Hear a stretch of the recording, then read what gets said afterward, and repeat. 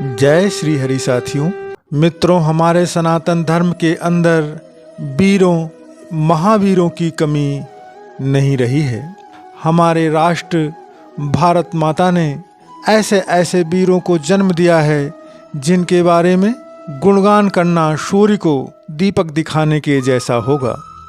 आज का भी प्रदर्शन एक ऐसे ही सूरवीर के बारे में है। साथियों, बख्तियार खिलजी का नाम तो आपने सुना ही होगा। यह वही आक्रांता है मित्रों जिसने हमारे नालंदा विश्वविद्यालय को जलाया था।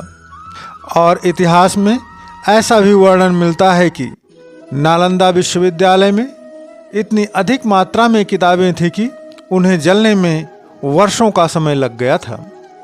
मित्रों, कामरूप जो कि आसाम में स्थित है, यहाँ के राजा उस समय पृथु हुआ करते थे। उन्होंने बख्तियार खिलजी को बोला था कि अगर तू और तेरा एक भी सिपाही ब्रह्मपुत्रा को पार कर सका तो माँ चंडी की सौगंध मैं जीते जी अग्नि समाधि ले लूँगा। और जिसके उपरांत 27 मार्च 1206 ईस्वी को आसाम की धरती पर एक ऐसी लड़ाई लड़ी गई जो हमारे मानव इतिहास में स्वर्ण अक्षरों में अंकित है। एक ऐसी लड़ाई जिसमें किसी फौज के फौजी लड़ने आए तो 12,000 थे और जिंदा सिर्फ 100 बचे थे। युद्धों के इतिहास को यदि आपने पढ़ा होगा तो आप भी जानते होंगे कि जब कोई दो फौजें लड़ती हैं तो एक फौज या तो बीच में ही हार मानकर भाग जाती है या समर्पण कर देती है। लेकिन मित्रों, इस लड़ाई में 12,000 सैनिक लड़े और बचे केवल 100, वो भी घायल अवस्था में। ऐसी मिसाल दुनिया भर के इतिहास में संभवतः कोई नहीं है। आज भी गुवाहाटी के पास वो शिलालेख मौजूद है जिस पर इस लड़ाई के बारे में लिखा हुआ है। ऐसी मिसाल दुनिया भर के इतिहास में संभवतः कोई नहीं है। उस समय मोहम्मद बख्तियार खिलजी बिहार और बंगाल के कई राजाओं को जीतते हुए आसाम की ओर बढ़ रहा था।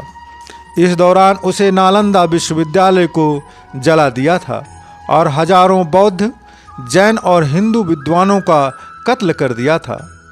नालंदा विश्वविद्यालय में विश्व की अनमोल पुस्तकें, पांडुलिपियाँ, अभिलेख आदि जलकर खाक हो गए थे। यह जहादी खिलजी मूलतः अफगानिस्तान का रहने वाला था और मोहम्मद गोरी व कुतुबुद्दीन ऐबक का रिश्तेदार था। बाद के दौर का अलाउद्दीन खिलजी भी उसी का रिश्तेदार था। असल में वो जिहादी खिलजी नालंदा को खाक में मिलाकर आसाम के रास्ते तिब्बत जाना चाहता था, क्योंकि तिब्बत उस समय चीन, मंगोलिया, भारत, अरब व सुदूर पूर्व के देशों के बीच व्यापार का एक महत्वपूर्ण केंद्र था।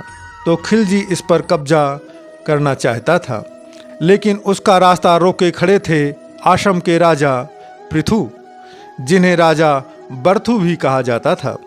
आधुनिक समय में जिसे हम गुवाहाटी के नाम से जानते हैं, गुवाहाटी के पास दोनों के बीच युद्ध हुआ। राजा पृथु ने सौगंध खाई कि किसी भी सूरत में वो खिलजी को ब्रह्मपुत्र नदी पार कर तिब्बत की ओर नहीं जाने देंगे।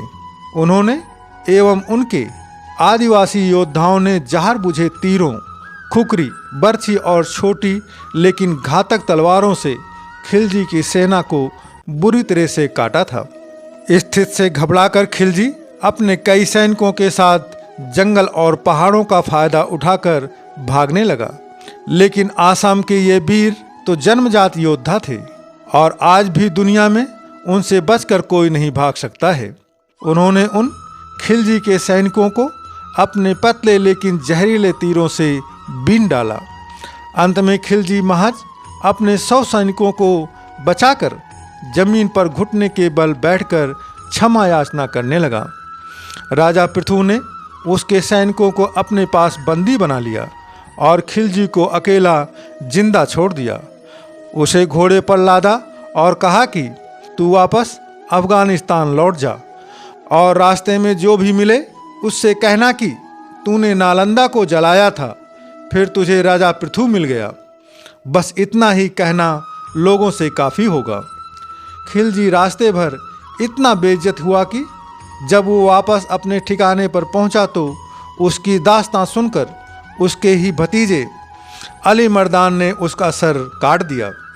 लेकिन मित्रों, यह हमारे और हमारे सनातनी राष्ट्र के लिए कितनी दुखद बात है कि बख्तियार खिलजी के नाम पर बिहार में एक कस्बे का नाम बख्तियारपुर है और उसी के नाम पर यहाँ का रेलवे जंक्शन भी है, जबकि हमारे महान राजा पराक्रमी पृथु के नाम से कुछ भी नहीं है। वह शिलालेख, जिस शिलालेख पर उनकी महान गाथा का वर्णन है, उसे भी हमें ढूंढना पड़ता है। परंतु मित्रों, जब अपने ही देश भारत का नाम भारत रखने के लिए कोर्ट में याचिका लगानी पड़े तो समझा जा सकता है कि क्यों ऐसा होता रहा होगा। साथियों, हमारा यह प्रदर्शन आपको कैसा लगा? कृपया अपने विचार को कमेंट के माध्यम से जरूर व्यक्त कीजिएगा। धन्यवाद। प्रेम से बोलो जय श्री हरि।